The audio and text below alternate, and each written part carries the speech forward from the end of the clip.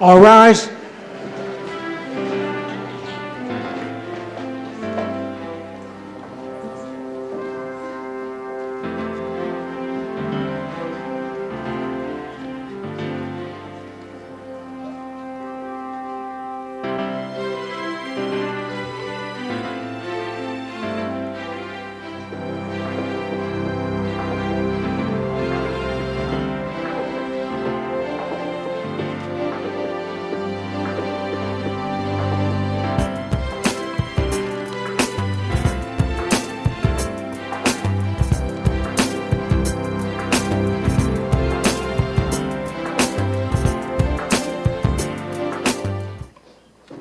Hear ye, hear ye, hear ye. This Circuit Court of the 11th Judicial Circuit in and for Miami-Dade County is now in session.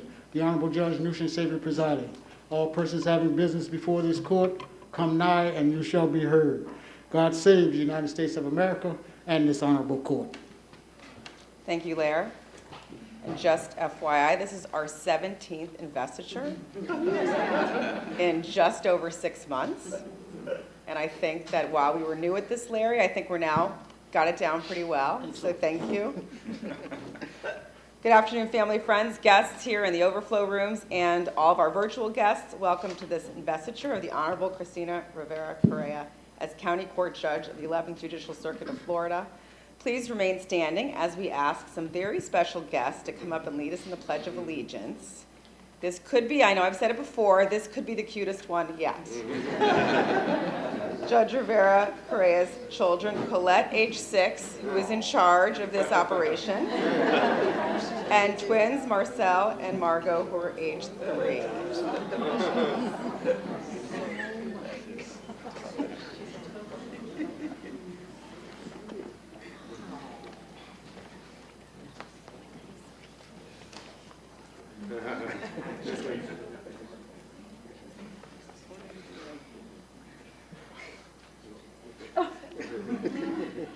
We should give this one a robe, right?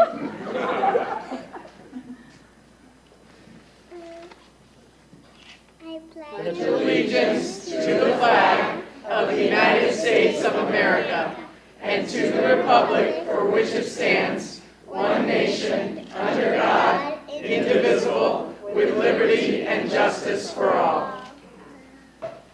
That was perfect.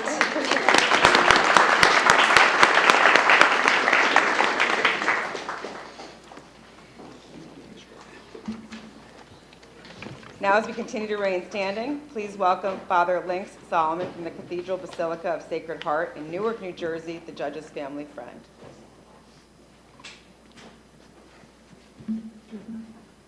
We hear in Paul's letter to the Philippians, "Finally, brethren, whatever is true, whatever is honorable, whatever is just, whatever is pure, whatever is lovely, whatever is gracious, if there is any excellence, if there is anything worthy of praise, think about these things."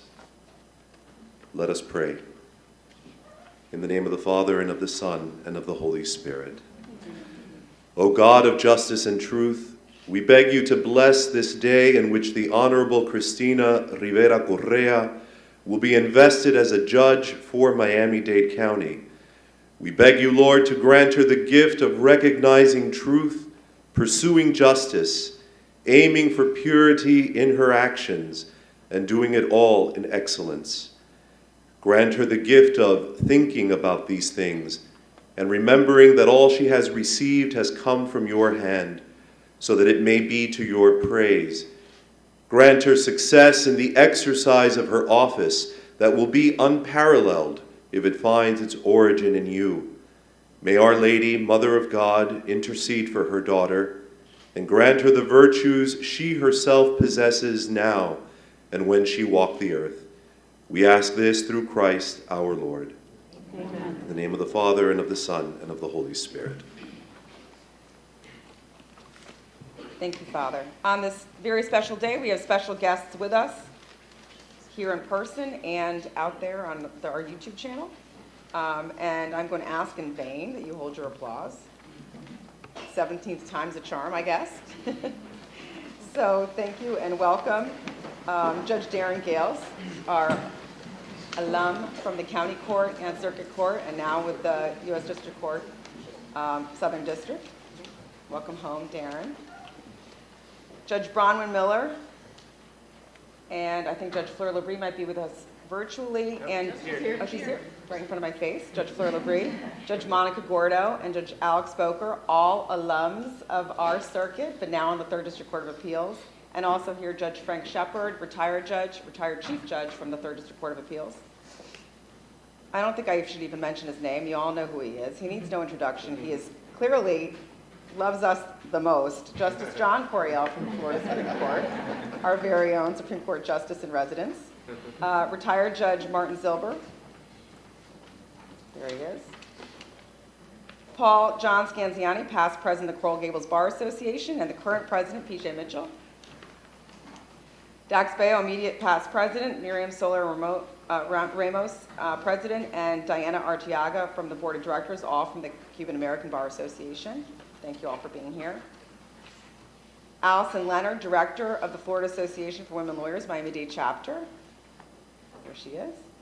Chris Jury, Eric Bluestein, and Aaron Boslund, who's the executive director, and the other two are past president and current president of the Miami-Dade Trial Lawyers Association. Jude Facidomo, president of Florida Association of Criminal Defense Lawyers statewide. Diane Karamis, vice president of the Florida Association of Criminal Defense Lawyers and president-elect. She's here with us via live stream. Mike Davis, newly installed president of Florida Association of Criminal Defense Lawyers. And Lauren Krasnoff, I think I saw her somewhere. There she is. Vice president of the Florida Association of Criminal Defense Lawyers, Miami-Dade chapter. Nakia Ruffin, our alum from General Counsel's Office, who's now president of the Gwyneth Cherry Black Women Lawyers Association. There's Nakia. Nadine Gideon, president of the Haitian Lawyers Association. Shereen Brueggemann, board member of the League of Prosecutors. Aaron Resnick, president of Miami Beach Bar Association. Naeem Hassan, president-elect of the Miami Lakes Bar Association. Trelvis Randolph, Wilkie D. Ferguson Jr. Bar Association president. He's with us live stream. Miranda Soto, who's chair of the 11th Judicial Circuit Nominating Commission. Scott Diamond, I think he's here in person. Commissioner, there he is in front of our faces. So has a day job, but also works endlessly with the rest of the commission on helping us have new judges. Rob Fernandez, also a member of the 11th Judicial Circuit Nominating Commission. Dean Page, I think I saw Dean Page out there. Dean Page from FIU College of Law. Wanda Arce, executive director of the Spanish American League Against Discrimination. Richard Cooper, executive director of the Miami-Dade County League of Cities. He's with us via live stream. Ed Hudak, chief of police, City of Coral Gables. Stedman Stahl, president of the South Florida PBA. Thank you for being here. Mary Terry Rojas and Luisa Santos, school board members with the Miami-Dade County Public Schools. Thank you all. Thank you both for being here. And that's that. And if I have forgotten anyone, please let Ara know, or I'm sure somebody will text me and let me know. And I'll know. Walter Harvey. I saw Mr. Harvey. There he is. And Luis Garcia. Thank you for being here also from the school board. No. Oh, you can actually sit. I got to see everybody who's in. And actually, you know what? Because I forgot to tell all of them to sit, but they just kind of knew. All right, so you'd think 17th time I'd have it down, but yeah, stuff still falls through the cracks. Also here today we have members of our Greater Court family. On behalf of our public defender, Carlos Martinez, we have Chief Assistant Public Defender, Teresa Enriquez. On behalf of our State Attorney, Catherine Fernandez-Rundle, we have Chief Assistant State Attorney, Daisy Hernandez. On behalf of our Regional Counsel, Jean Zanobi, we have Chief of the Felony Division, Sylvia Gonzalez. And via live stream, we have our General Counsel from the Clerk's Office on behalf of Mr. Rubin, Luis Montaldo. And finally, supporting our day-to-day court operations with their expertise and wisdom. We are nothing without them, and certainly the last 2 years, we would have been, we wouldn't have been able to do what we did without our amazing administrative office of the courts. Representing them is our new incoming trial court administrator, Deirdre Dunham, our general counsel, Pat Gladson, our incredible audiovisual team who have just done such a great job of keeping us going, keeping these 17 investiture is going, and with COVID and with everything else, and being able to also stream it out to the people who can't be here, thank you so much to them. And of course, Eunice Sigler, our Public Information Officer, and my amazing staff, Ara Johnson and Larry Chester. Thank you all so much for being here today. And again, if I forgot anyone, please let Ara know, and I will get the text message and make sure that you're recognized. Now for remarks on behalf of the Florida Bar, we have past president, esteemed attorney, great friend of the courts. Please welcome Michelle Suskauer.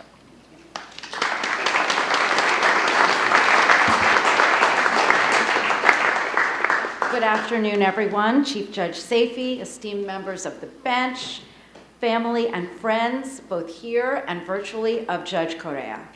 On behalf of President Michael Tanner, the Board of Governors, and over 110,000 members, it's my honor as past president to represent the Florida Bar. So I'm thrilled to be here today to celebrate this remarkable woman and her road to the bench. She really is the whole package, wearing so many different hats. Hardworking and impressive jurist, a mother of 3 beautiful children that we all saw, a wife, a daughter, and there are only glowing reviews from her former colleagues from both the state attorney's office and the school board attorney's office. She could do it all. An outstanding litigator, handling the most difficult cases. She was also a great coworker, I hear, making everyone feel special on their birthdays and holidays with her legendary baked goods. Her colleagues on the bench know that she is sharp, hardworking, detailed, generous, and collaborative. Oh my God, has she always been this perfect? Well, no. Back in her days at Lord's, she had a reputation for being pretty well wicked. The Wicked Witch of the West, to be precise.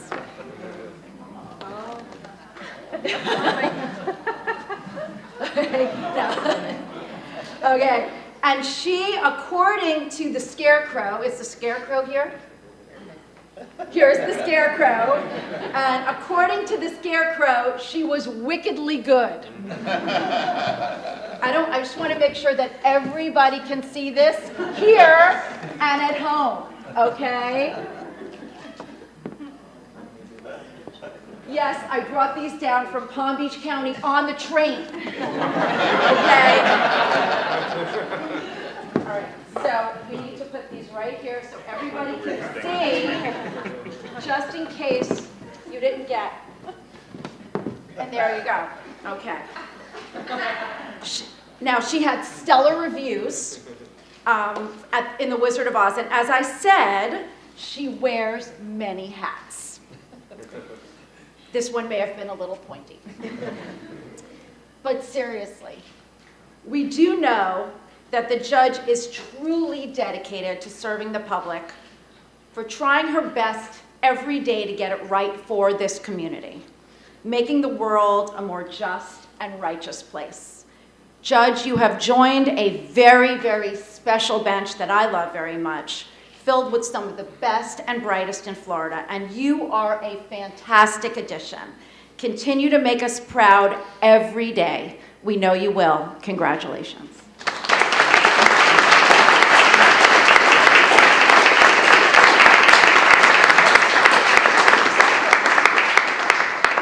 Thank you so much, Michelle. I won't torture her anymore, please. So I have to give Michelle a big shout out, because I know from now being at my 17th investiture, you always want to try to make things personal, and Michelle was definitely trying to make things personal. So she called me last week and we started brainstorming, and I said what was super interesting to me that I learned last week at Judge Laura Gonzalez's investiture was that she'd gone to Lourdes and she was in The Wizard of Oz, and I think one of her friends talked about her being in The Wizard of Oz and that she was the Scarecrow. And then afterwards, as we were walking out, Judge Rivera Correa mentioned to me, you know, I was in that same production of The Wizard of Oz, and I was like, this is incredible. Why we don't have like a throwdown with other circuits? We could have like a, you know, like a singing thing. We got singers, Bill Allfield. We could really, we could win. So I was mentioning that to Michelle, and that what Michelle has left out is that her daughter Well, both daughters are stars, but one of them is in the Broadway show Wicked, now on Broadway. So, you know, it all comes full circle. So even when it's not personal, it's personal. But I don't know, we've got a lot of talent in this courtroom, so that was well done, Michelle. Before I introduce the next speaker, I neglected to mention, and I see you're sitting in a second row, retired Judge Celeste Muir, again, one of our dear and alums. And we will clap for her as we welcome up her daughter, Jane Muir, past president of the Miami-Dade Bar, for remarks on behalf of the Miami-Dade Bar.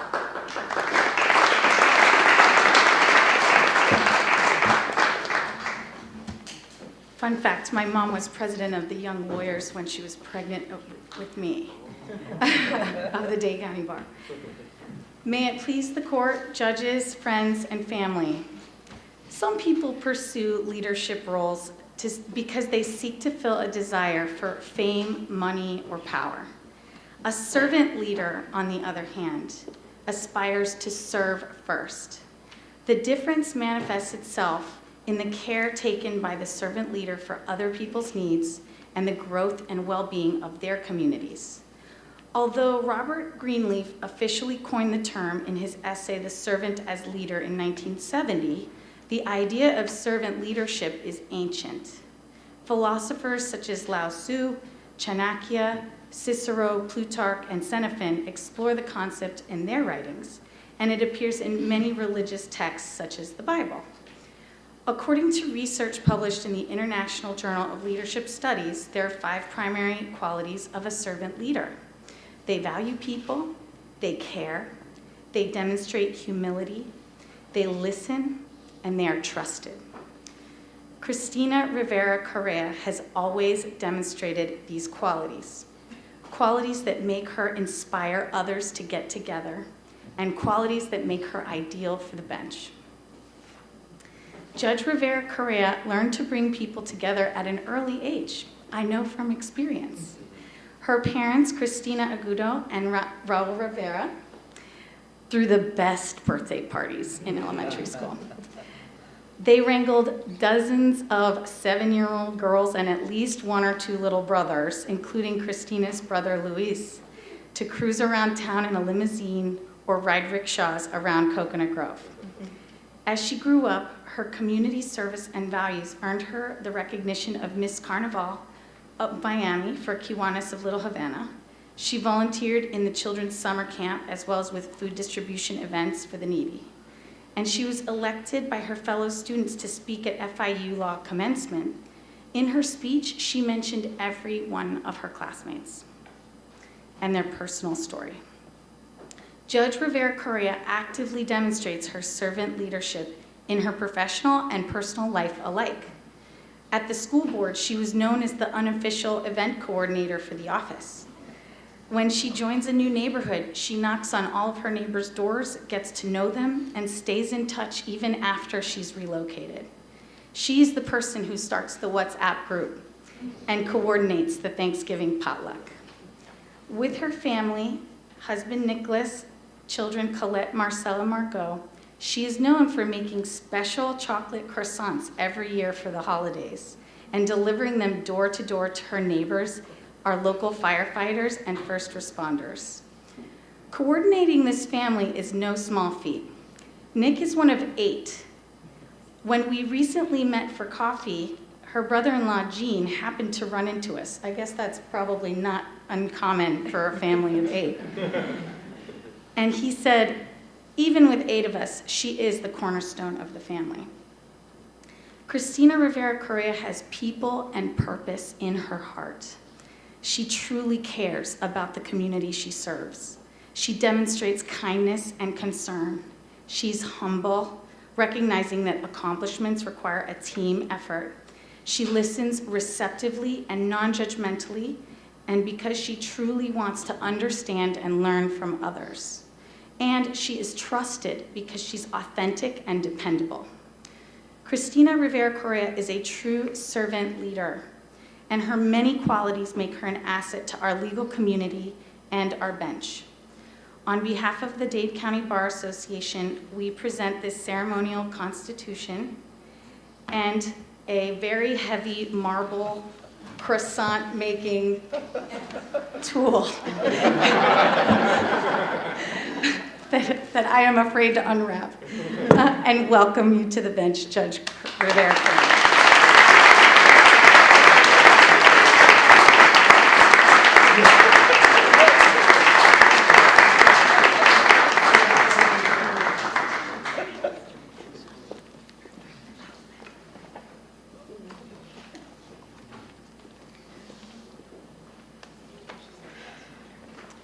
One more late introduction, someone who snuck in, but who needs no introduction to us because he was a county court judge with us and a circuit court judge with us, and now he's on down the street at the U.S. District Court, Southern District, Rodney Smith.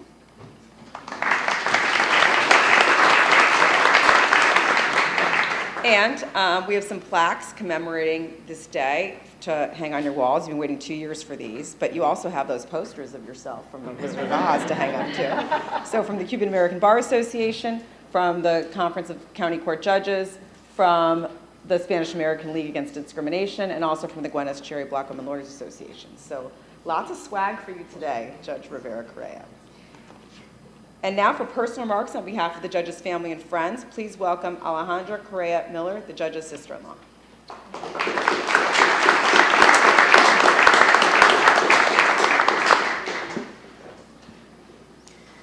Chief Judge Safey, Reverend Father Ling Solomon, members of the judiciary, honored dignitaries, family, friends, and guests, may it please the court. We are gathered here to celebrate Judge Rivera Correa on this most joyous occasion of her investiture. Judge, on behalf of your family, we would like you to know how very proud we are of you. I knew that was coming. Okay. Okay. Your accomplishments and successes are too numerous to mention here. However, all of your achievements, especially on being appointed judge to the 11th Judicial Circuit, have become like our own, as we proudly call you daughter, wife, mother, sister, niece, cousin, co-worker, and friend. Your family celebrates with you today, along with all those here, all who watch via the live stream feed, and even those dearest to you who have passed on, but have been such a great part of your journey. Although I have come to know Judge Correa for a little over 15 years, I believe this occasion merits my sharing with you some thoughts on her early years. Many of you know her personally, but in different capacities. So today I will try to give you a little insight into Judge Rivera Correa's we know and love, the person that we have the privilege to live with on a day-to-day basis intimately as family. I think by the end of these remarks, you will agree with me that her call to the bench began at a very early age. Judge Correa was brought up in a Cuban Puerto Rican family with strong values. She did not speak English until the age of 5, as she spent a lot of time with her late grandparents, Pedro and Olivia, who were very dear to her and her brother Luis. Pedro and Olivia, along with her parents, Raul and Cristina, who are present here today, helped to instill in her and her brother a great sense of justice and love of freedom. Having escaped communist Cuba, like so many other families in our beloved Miami, she was able to witness firsthand the sacrifices her family made in order to bring them up in a free and prosperous country. She was raised to be proud of living in a country where she had the freedom to pursue life, liberty, and happiness. She grew up knowing very well that all of these were not tied to what a government could give or take away, but moreover, what a government, our government, should protect and preserve. Judge Correa learned early on that striving for these pursuits were intricately connected to service. In a community that had given her and her family so much, the intuition to give back was innate. She came to realize that happiness could only grow in proportion to that of her neighbors. Witnessing her grandparents and parents' hard work and sacrifice day in and day out without complaint instilled in her a strong work ethic and a desire to strive for her dreams despite any obstacles. A future leader was in the making. With these strong values and great examples, Judge Correa went on to lead an exceptional childhood. At an early age, she showed signs of a remarkable intelligence, and upon the recommendation of several teachers, she began a gifted program in the first grade. Although highly intelligent, like many other girls her age, she also showed an affinity for creativity. She best expressed her creative side through music and art, and to this day, as mentioned, she uses this to express her gift to others. Judge Correa excelled in anything she dedicated herself to. She was responsible and committed to success with foresight and unwavering devotion from a very young age. Throughout her childhood, she spent a great deal of time with her late maternal grandparents, as I mentioned. They were an important part of her life and a great influence on who she is today. So I have some stories that I discovered recently about this time, which Luis shared with me. So, as a child, her and Luis would play court. When I heard this, I was like, who does that? Playing family, playing school, yes, but court? Playing court and setting up the stuffed animals as the jurors. It's not ordinary, but then again, ordinary and Judge Correa cannot be found in the same sentence. After school, her and her brother would also watch court TV. I didn't even know existed, with their abuelita. Luis and her would diligently translate for their grandmother so she could follow each case very closely. But for the sake of humor, and anybody who knows Judge Correa, she has a fantastic sense of humor. They would pepper in exaggerations in order to see their grandmother react and gasp and say, "Ay, qué horror!" or "Ay, parece mentira." But all kidding aside, from a loving and well-nurtured childhood, Judge Correa went on to educational successes and awards all throughout her schooling, graduating from Lourdes Academy with honors, and then U of F with honors, FIU Law at the top of her class. Loved and respected by her peers and professors alike.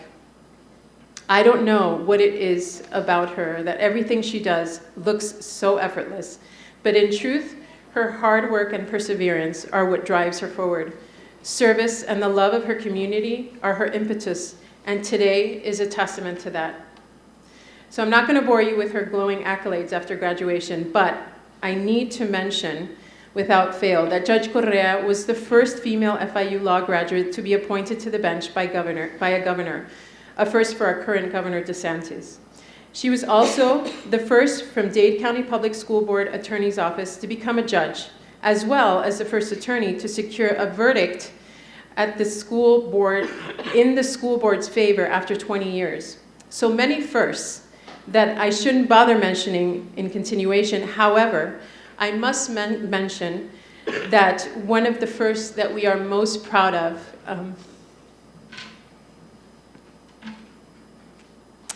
with you, Judge, is winning my brother's heart.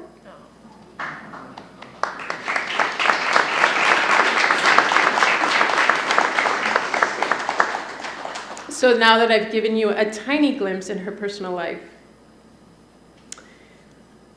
what I really want to focus on today, I knew this was going to happen, something that deserves to be highlighted here, that makes her an even greater servant, is her motherhood.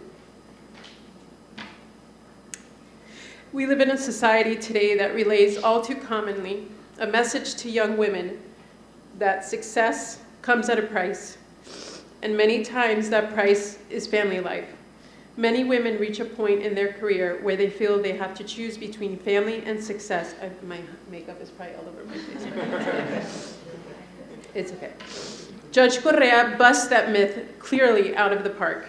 Her motherhood, unbeknownst to her, is probably one of the most things I admire most about you. When I think of the type of mother I strive to imitate, but typically miss the mark, I think of you. After 15 years of our friendship, I must admit that your motherhood is probably one of the most beautiful things I have witnessed. Judge Correa, you have reached one of the highest achievements many women can only dream of. Serving on the bench is both an honor and a privilege. However, I believe your greatest achievement can be found in this very room, sitting amongst us, my beautiful nieces and my charming and romantic nephew. He's such a romantic. Your motherhood, I firmly believe, makes you an even better servant to our community, for the greatest work on earth is that of a mother. As a great poet, Edgar Allan Poe, best said, "In the heavens above, the angels, whispering to one another, can find among their burning terms of love none so devotional as that of a mother." No matter what she has come across in the courtroom or any given day, Judge Correa lives her family life with grace and distinction. Her constant love and dedication to her family is perfectly captured after a long day's work when she strolls in through her front door. She immediately and always enters with a smile, stooping down to scoop up her children in her fabulous heels, of course, greeting Colette, Marcel, and Margot with longing and affection. This is soon followed by a litany of questions. How was your day? What did you do? Her focus on them and not herself and her work is what shines through. She immediately goes into mommy and wife mode with such ease and joy. The consensus on behalf of our family when I spoke to everyone was your motherhood.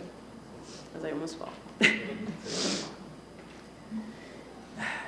The joy and tenderness that radiates in her motherhood also spills over to the rest of the family. Judge Correa has such joy in serving others, and we witness that on a daily basis. She is always the first to remember, as mentioned, birthdays and special occasions, never missing a beat. Judge Correa thinks of every detail to make sure everyone feels loved, welcomed, and remembered. She, along with my brother, are always ready and willing to host any special occasion, from Noche Buena to Easter to countless birthdays from our extremely large family. And never forgetting any detail, like mentioned, the chocolate croissants and her beautiful cakes that are just artistic creations, and matching that with themed decor. And I just can't even begin to tell you that she does this all herself. I mean, because she would have the means to just buy whatever, but she sits down into the late hours of the night and prepares all this by her own hands.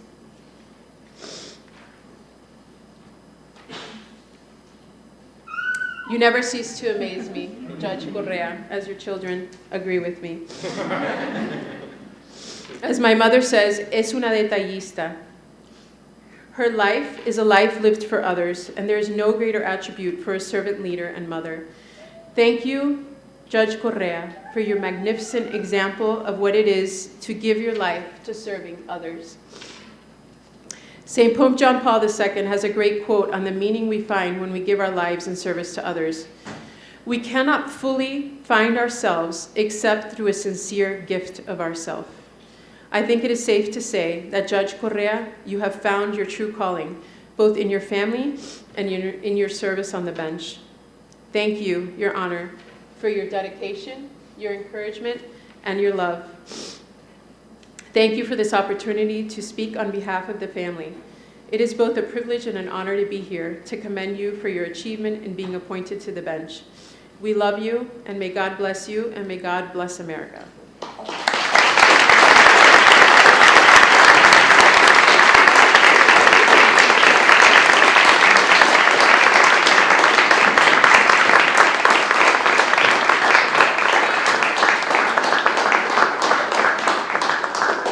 And now for the oath of office and robing. You can stay down there.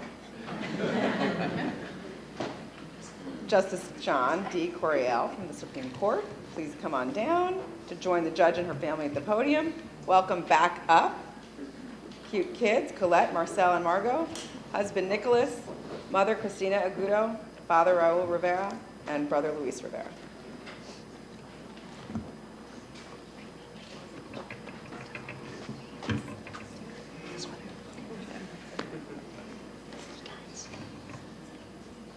Okay, before I do what I have the honor of doing today, I'm going to let you all in on a little secret. The first time I heard your name, Judge, was when my father judged the Miss Carnival Miami pageant for the Kiwanis Club of Little Havana. I know. No matter what I achieve in this life, my retirement will never be as good as his. But he said to me, I met someone today who is going to be a judge. She has a servant's heart. Judge, you have a servant's heart. And as you do justice, love mercy, and walk humbly with our God, know that you do not walk alone, and that your colleagues who sit behind you now stand behind you always. Please raise your right hand and repeat after me.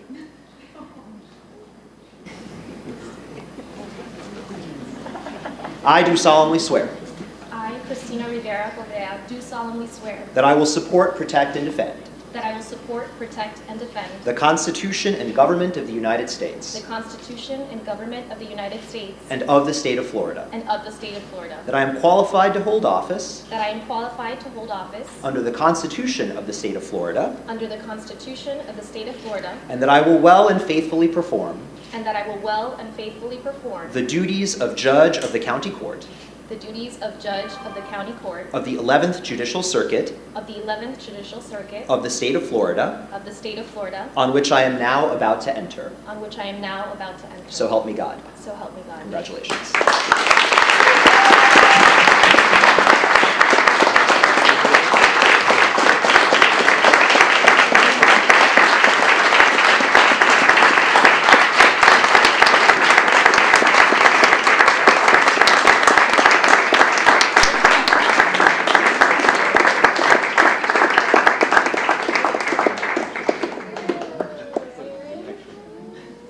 The fabulous heels are not going to hold this weight.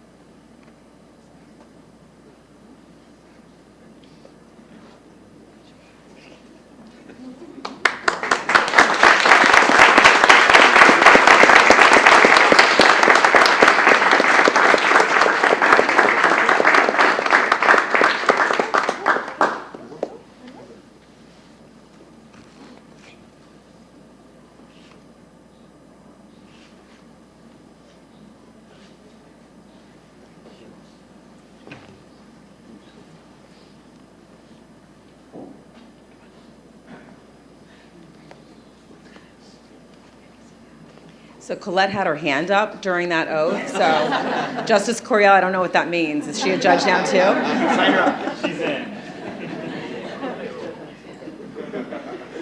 Everyone please be seated.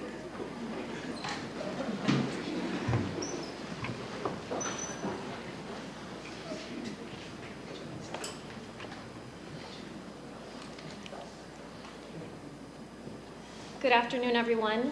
Thank you for joining me today for my investiture and for giving me an opportunity to tell you about my journey and to recognize those who have helped me along the way.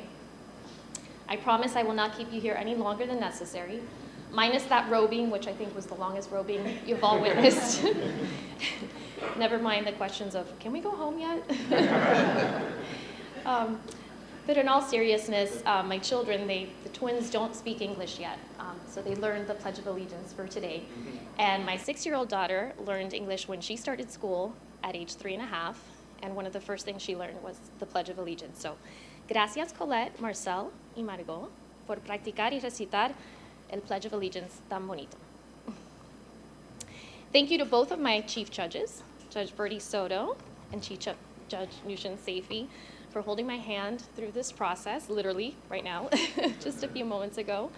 Thank you for your fearless leadership and your patient counsel. And thank you to her team for making this event a possibility. You know, we put so much work into it that it's taken nearly 2 years to come to fruition. Father Links, thank you so much for your invocation, for coming all the way from New Jersey, for your words of wisdom and humor. Our family is blessed to have your friendship and counsel. Thank you, Jane, my friend from first grade, right? So it was nice taking a stroll down memory lane with you the other day and in preparation for today. Both you and Michelle are just such brilliant and wonderful women, and the legal community is so lucky to have you at the helm. Michelle, if I only had a role model like your daughter to look up to when I was the Wicked Witch. I can't believe we never spoke about that, but I will exact my revenge at some point for those posters. Although I think they might come in handy when the kids misbehave. I can show them what I'm capable of, right? Or the lawyers, right? Thank you, Alejandra. Words cannot fully express how much I appreciate you here today, speaking on behalf of the family. God bless me not only with my amazing husband, but with a sister. Justice Curiel, thank you for swearing me in again. When I had to take the bench, Justice Curiel was kind enough, in the middle of the pandemic, to find a place where we can gather, what was the max, like 8 people standing 6 feet apart, and he swore me in. And I am a sucker for a BOGO, so he's back. And you are one of the most remarkable people out there, and definitely the most solicited Florida Supreme Court Justice. But you know, you're so humble and down to earth, and you're always willing to help. While I stand here before you as one person, my presence here today represents the realization of a lifelong dream I share with many special people. Seated to my left is my family, who you've already met. And while my grandparents, Luis Raúl and Elena Rivera, and Olivia and Pedro Agudo Sr., and my uncle, Pedro Agudo Jr., are no longer physically with us, I have felt their presence and guidance every step of the way to get here. It is their stories, along with my mother's, Cristina Agudo, that I have carried with me since as long as I can remember. 55 years ago, my mother fled communist Cuba. This meant she left behind her schooling, her childhood friends, and her birth country, which she hasn't returned to since. My mother came to an unknown country with an unknown future, but even that was better than a present without liberty. Today, that unknown future has names, faces, and locations. The family she and my father, Raúl Rivera, have created and the memories we have forged together, including this moment. My parents came to the United States with no knowledge of the English language or secure employment, but grateful for the opportunity to earn both. In my brother, Luis Rivera, and me, my parents instilled the importance of hard work, education, and doing the right thing. I am the woman I am today thanks to them. This moment is as much mine as it is theirs. Mami, gracias por ser mi mejor amiga y apoyo. Siempre puedo contar contigo.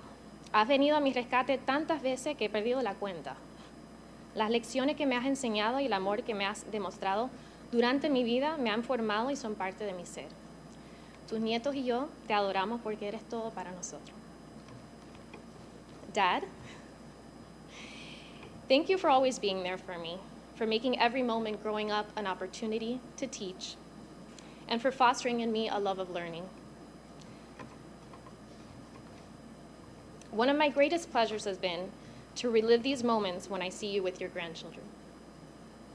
To my other parents that I have been gifted when I married my husband, Alejandra and Ciro, thank you for loving me as your own. You are such wonderful and dedicated grandparents. Your involvement in our children's lives has made them better and even happier people. Growing up as a first-generation Cuban American, I quickly learned the significance of the rule of law and of due process. I knew of so many family members who were political prisoners for opposing Castro's oppressive and evil regime, were never given an opportunity to be heard. At a young age, I knew it wasn't enough to relish and herald the liberties that we enjoy in the United States, but it was necessary to protect them. I was destined to become a guardian of our Constitution. I felt called to do so initially as a prosecutor for the Miami-Dade County State Attorneys, office. It was there that I gained invaluable experience in the courtroom, arguing motions, trying cases, and helping victims of crimes, as well as next of kin. Thank you to Kathy Rundle for giving me the chance to represent the people of the state of Florida and to improve my skills as a young lawyer. After 3 years with the state, I joined the Miami-Dade County School Board Attorney's Office to continue my public service, this time as a civil attorney. I had the privilege to serve under School Board Attorney Walter Harvey and take on tort, employment, and civil rights cases, both in state and federal court, and to train schools police on constitutional issues. To the members of the school board from 2013 through 2020, thank you for the honor to represent you in Miami-Dade County Public Schools. Walter, thank you for your brilliant leadership, your unwavering support, and your confidence in me. I have learned more from you than you will ever know. It was thanks to the experience I gained as a litigator and the positive influence of the remarkable judges before which I peered, many of whom are here this morning, or this afternoon, thank you so much. Judges Bronwyn Miller, Rodney Smith, Monica Gordo, Tom Rabull, Joe Fernandez, Jackie Hogan-Scola, and many more. That's how I felt enabled to apply for an appointment to the county bench. I have many to thank for my appointment to the bench. First and foremost, Governor Ron DeSantis, who entrusted me with serving. As I vowed when we met on June 24th, 2020, yes, that was nearly 2 years ago, I promised to work hard and make you proud of my appointment.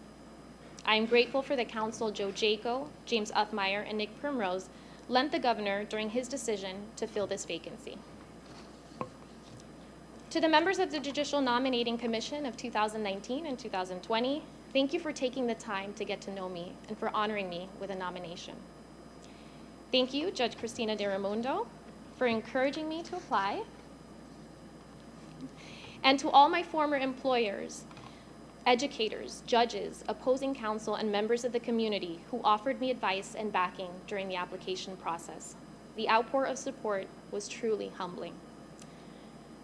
I have aimed for the last 23 months on the bench to earn my retention, to serve with distinction, to respect the rule of law, and to protect our Constitution, even during the challenge of a worldwide pandemic when court closures threatened to put due process on hold. Nonetheless, I have done everything in my power to ensure litigants have their day in court, no matter what that looked like. During my first assignment as a hybrid judge handling county criminal cases and petitions for civil domestic violence injunctions, this meant coming in person to court for bond hearings while other court proceedings were suspended, and holding final injunction hearings via Zoom, sometimes until past 7 p.m. Hearings and trials were offered to those who wanted them. My teams in court, consisting of case manager Melissa Deona, clerks including Cece, Millie, and Jean, court reporter Sharon, and Miami-Dade Corrections officers Dovillier, Bonilla, and Harold Young, together with the assistant state attorneys and assistant public defenders and private defense bar, have worked tirelessly to ensure my docket runs smoothly and we are able to dispense justice efficiently. Of course, the assistance of my JA, Jesus Fernandez, and my bailiff, Raul, is indispensable. Thanks to them, my work is nearly stress-free, full of Chick-fil-A calories, and sufficiently photographed for me to publish on social media for campaign purposes. Jesus, your calm demeanor and willingness to solve any problem makes me a better judge. Raul, I don't know what I would do without your knowledge of the courthouse and which of my cases WSVN is interested in running a news story on. My staff has always helped me set cases and answer to the public I have been called to serve. Thanks to our collective work, together with AOC, led by Marcella and Carmen, the community has had access to the courts and a chance to be heard even during trying times. I'd like to think the public took notice of my efforts. Last month, I was elected without opposition to serve as a county court judge for the next 6 years. But I could not have done it without my campaign committee, comprised by attorneys familiar with my work, former colleagues, and members of the community. This group was largely spearheaded by my friend Allison Leonard. Thank you, Allie, for taking on this role on top of the countless responsibilities that you juggle on a daily basis. I owe thanks to so many friends and family who have been by my side through the years. My oldest friends, Maj, Lindsay, Christy, Suze, and my Lourdes girls, I treasure our sisterhood more than you know. Ale, Annie, Carmen, and Teeth, who are also UF girls, my roommates from days in college, as well as the Pintos and the Perezes, to name a few. To my cousins, Caril and Katie. Caril always served as a role model. She was the first attorney in our family. Katie, you are the sister I always wanted. We have been on so many adventures together, and I am blessed to have you in my life. Eno, you are my bonus brother, whose love and positive disposition are contagious. Thank you for coming. And then there is my actual sibling, who is also my friend. I told you wanted to stick around for this. Louis, you're one of the most special people I know. You are smart, sweet, and funny. Being your sister throughout these years has made me the woman I am today. I can always count on your support. You have protected me like the big brother you are, but you have always given me deference, respect, and admiration, oftentimes treating me like I was the big sister. I could not ask for a better brother for myself or uncle, AKA Tío Loco, to my 3 children. They adore you like crazy, and it's easy to see why. There are so many times I've had to call upon you to pick Colette up from school, take the twins to music class, or simply entertain your nieces and nephew while I am able to tend to work, and you've never failed me. Thank you. I love you. I've earned a few new friends with this job, too. Joining the ranks of judges I used to practice before is one of the most surreal and humbling experiences. Judges Robin Faber and Betty Capote, Judge Leifman, you all treated me as your equal from day one.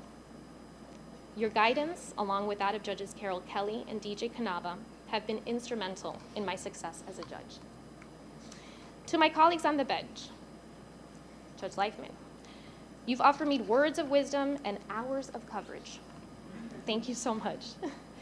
Judge Jeff Kolikoff, who taught me the ropes and jail division, Judge Shaka Yekoba, my sister judge, who was appointed at the same time as I was, and all those who have offered me friendship, especially those who have given me not only advice as to matters of law, but advice as to matters of fashion, such as Judge Stephanie Silver and Judge Elizabeth Espinosa.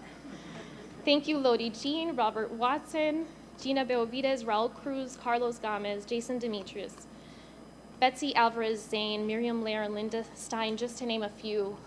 You've all welcomed me with open arms and open ears. It is such an honor and a comfort to be in your company. Being a judge is that much more lovely. Thanks to all of you. Not many people can say they have their dream job.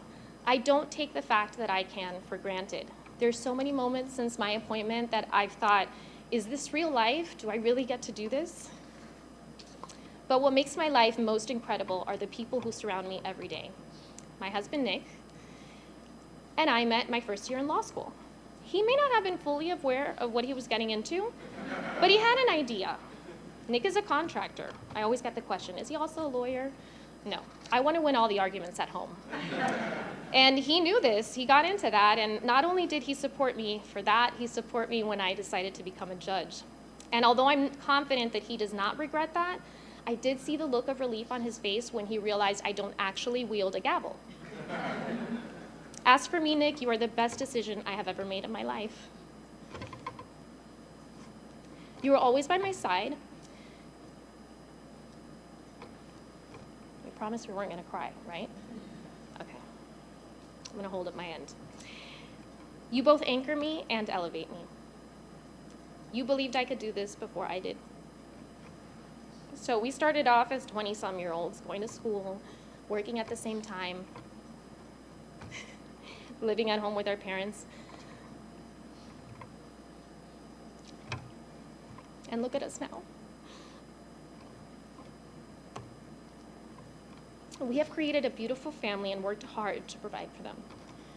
I am so proud of how far we have come. I admire your work ethic and intelligence, and I have strived to emulate you in many ways. Life has taught me that together, you and I can accomplish anything. But it is not just your words of encouragement that have made this moment possible. It is the time you have dedicated to our family. You have been there to play with the kids, especially hockey. I don't do hockey.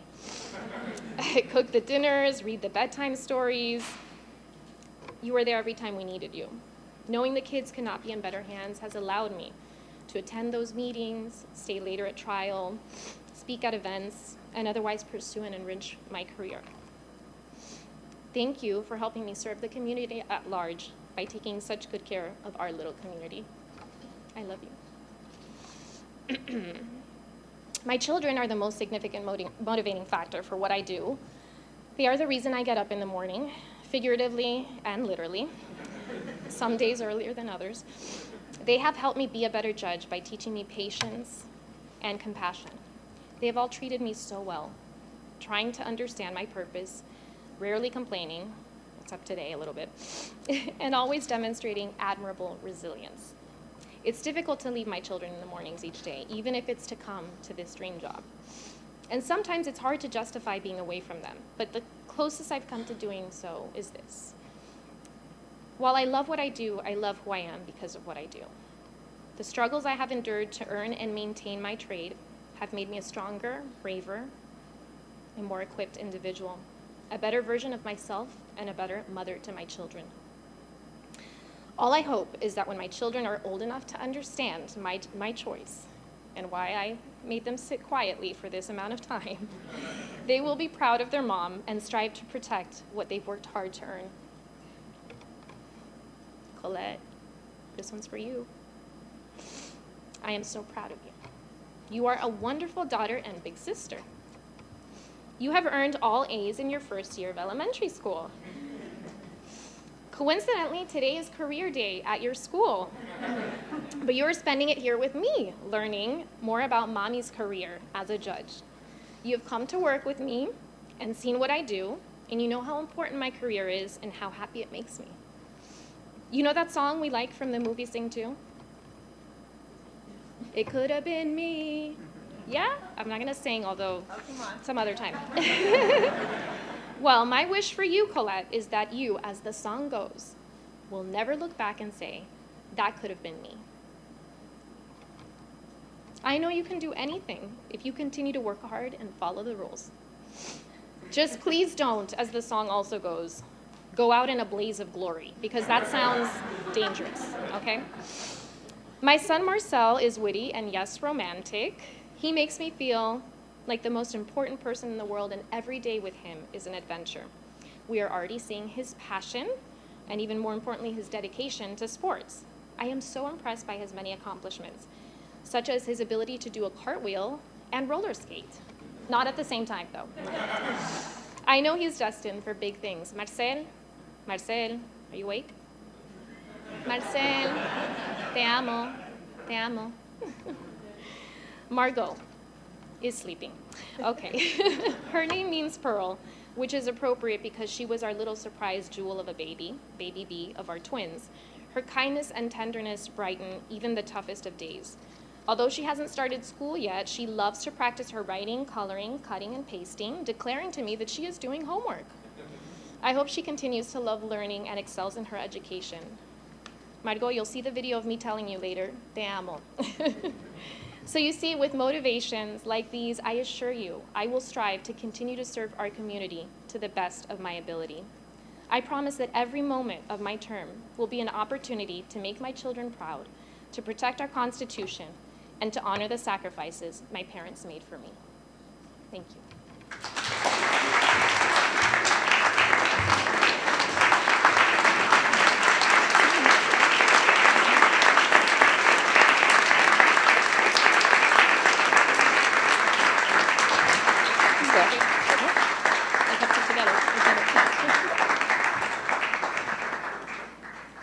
So as I said earlier, this is the last of our COVID investitures. We're going to be on hiatus for a little while.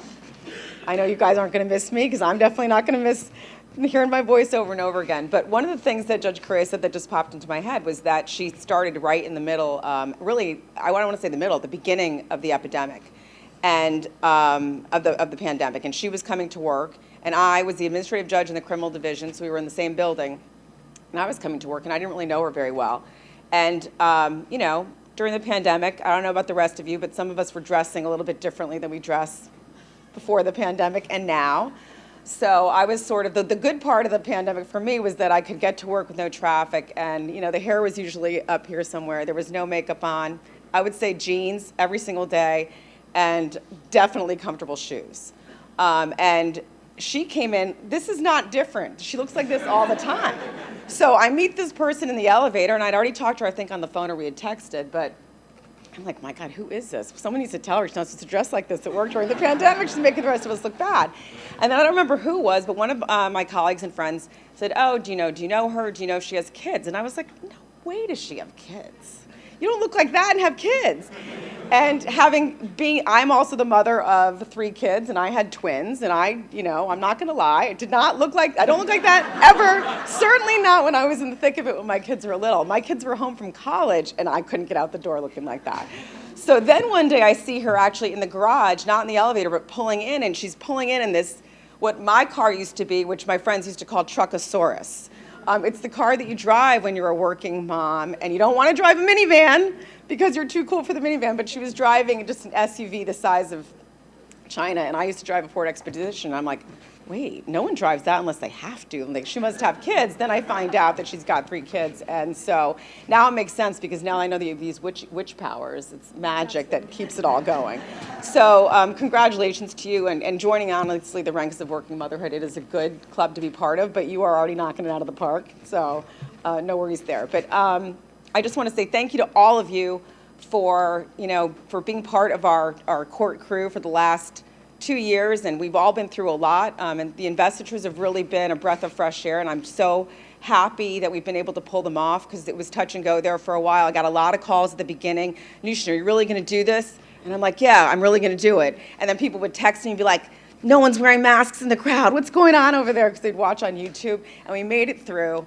And we got all of our judges invested, and I could not be prouder of my colleagues, prouder of our AOC family that have really kept us going, prouder of all the lawyers. Miami really, truly is the best, and it's an honor to be the chief, and it's an honor to have been, part of this of our group that we've survived the last 2 years and survived so well and did it really better than so many other places. So with that, welcome to the bench, Judge Rivera Correa, and for those of you that would like to greet the judge and congratulate her and her family, please come to your right, and you can exit out the back door. Court